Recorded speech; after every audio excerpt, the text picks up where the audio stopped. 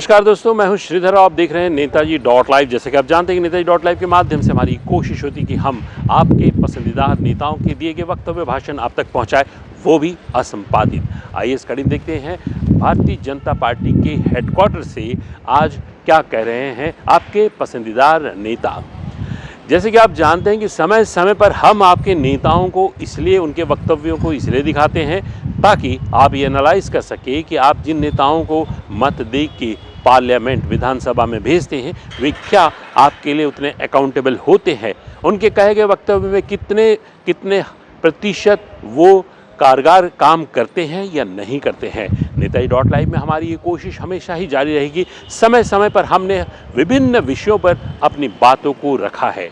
Delhi headquarter से हम इसलिए बात करें, लोकसभा के चुनाव चल रहे हैं, लगातार दौरे चल रहे हैं, प्रधानमंत्री हो चाहे गृह मंत्री हो, तमाम भारतीय जनता पार्टी के अध्यक्ष और तमाम नेताएं अपने अपनी जिम्मेदारियों को संभाल रहे हैं और हम हेडक्वार्टर्स दिल्ली से आज ये कोशिश कर रहे हैं कि क्या चल रहा है दिल्ली में। अरविंद केजरीवाल के जेल में जाने के बाद, उनके गिरफ्तार होने के बाद क्या माहौल दिल्ली का बदला है और उसका क्या इम्पैक्ट होगा लोकसभा चुनाव में, खासकर दिल्ली की उन लोकसभा सीटों पर।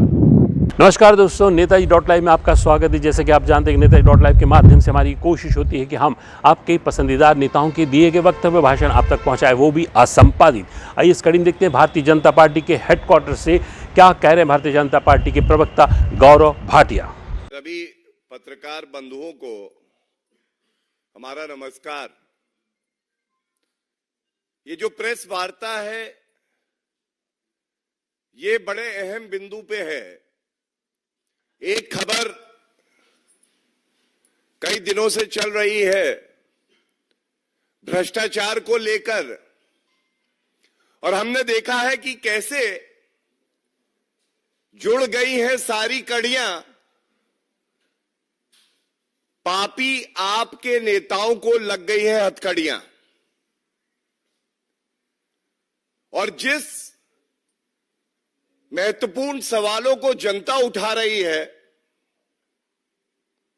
बहुत संक्षिप्त में पहले मैं जो भ्रष्टाचारी पापी आप है उनके नेताओं से कुछ सवाल पूछूंगा, और उसके बाद जो भ्रष्टाचार के खिलाफ एक ईमानदार प्रधानमंत्री श्री नरेंद्र मोदी जी ने एक लड़ाई छेड़ी है कि ये दो विचारधाराओं की लड़ाई है। एक तरफ सारे कट्टर बेईमान पापी भ्रष्टाचारी जिनको न्यायालयों से कोई राहत नहीं मिल रही वो खड़े हैं, दूसरी तरफ एक ईमानदार प्रधानमंत्री, 140 करोड़ जनता वो पाई पाई का हिसाब मांग रही है। सबसे पहला सवाल जो अरविंद केजरीवाल और जो भ्रष्टाचारी आपके नेता हैं उनसे पूछना चाहेंगे,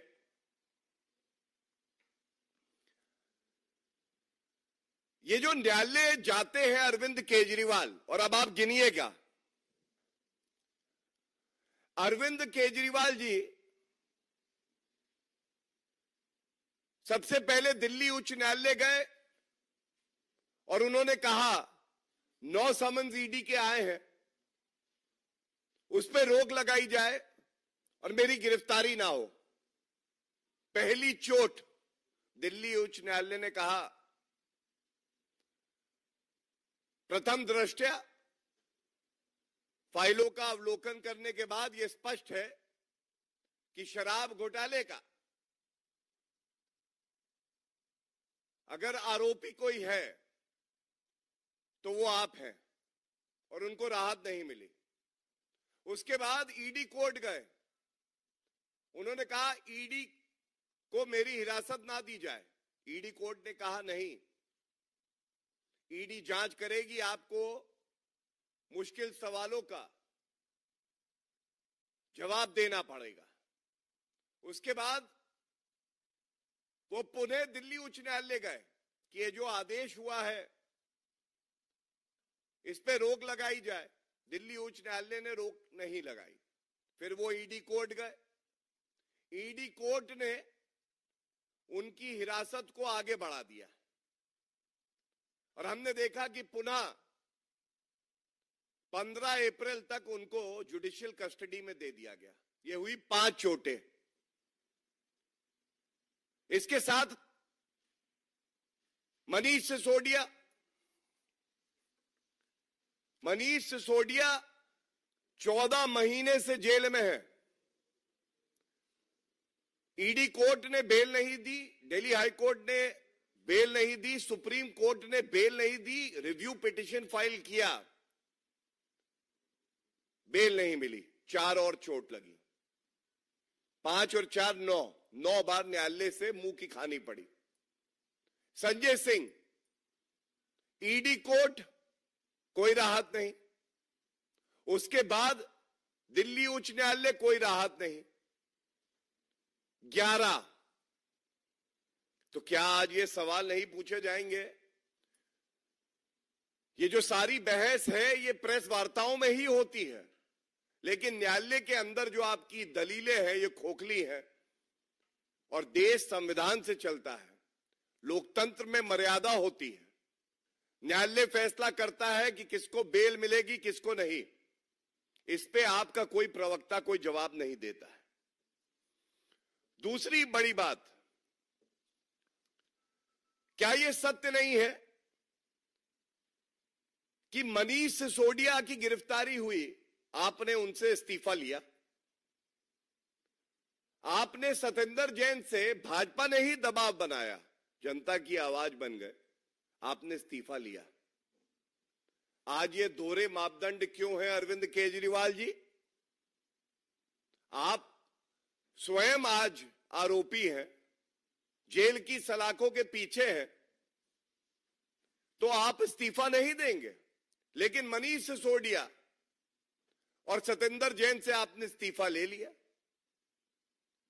और I must definitely say that the people of Delhi deserve a better CM.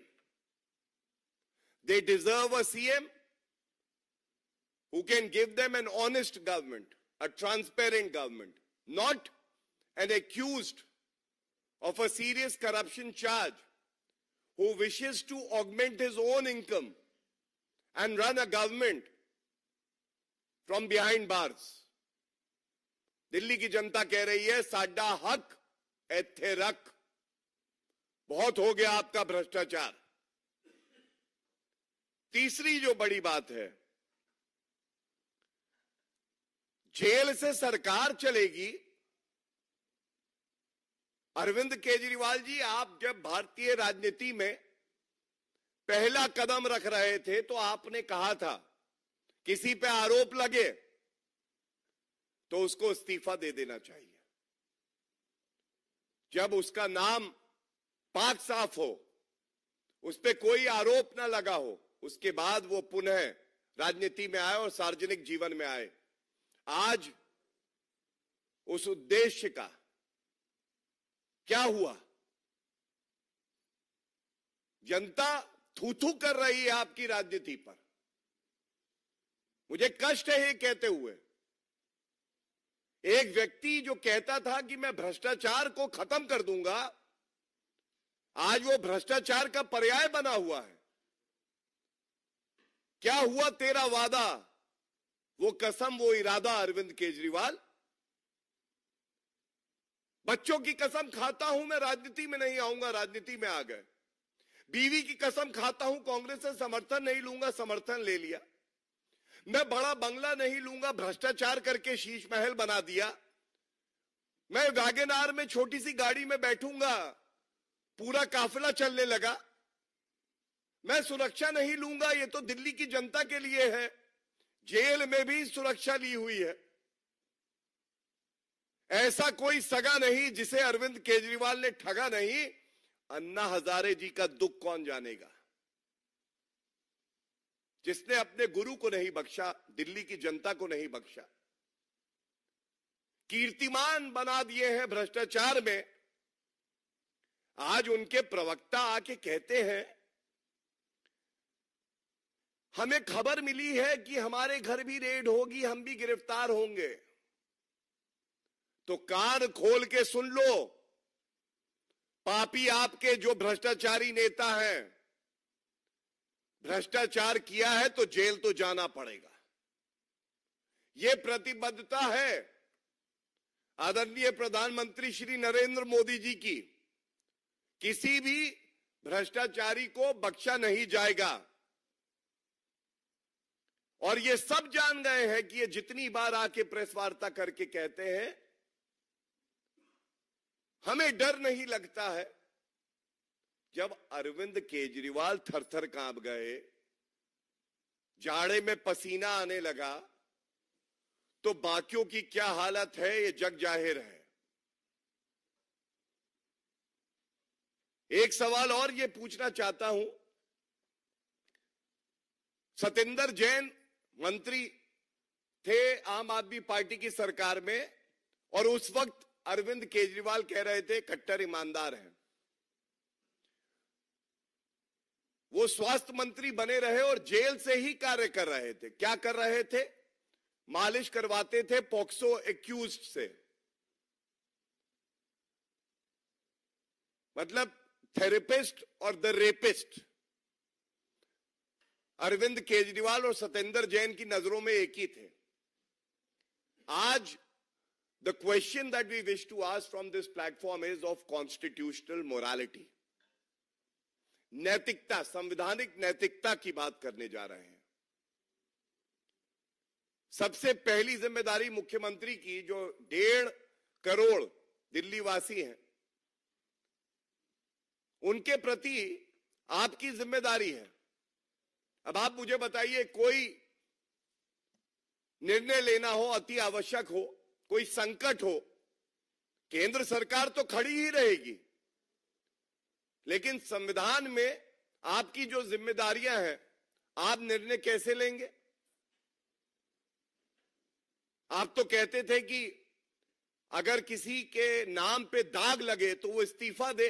आज आप एक नया कीर्तिमान बना रहे हैं कि एक सिटिंग मुख्यमंत्री जेल की सलाखों के पीछे से सरकार चलाने जा रहा है। और चिंता की बात यह है, नैतिकता बची नहीं है। जिस कुर्सी पर मुख्यमंत्री अरविंद केजरीवाल बैठते थे, उस कुर्सी पर बैठकर दोनों तरफ तिरंगा लगा है, वहीं से परिवारवाद की बू आ रही है और संदेश मजबूत दिया है अरविंद केजरीवाल पापी आपके कन्वीनर ने। आम आदमी पार्टी में कोई ऐसा नेता नहीं है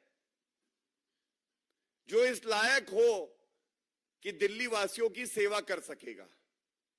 या तो मैं हूं या मेरा परिवार है।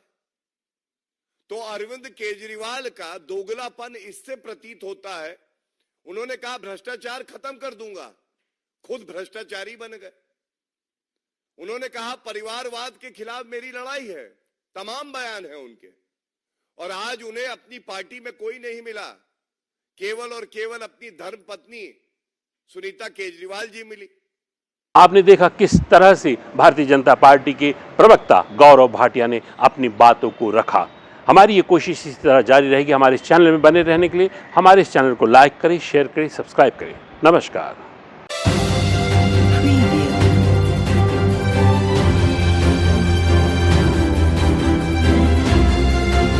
नेताजी.live के प्रायोजक है Satyadeep diagnostic and clinic, Supela, Bhilai.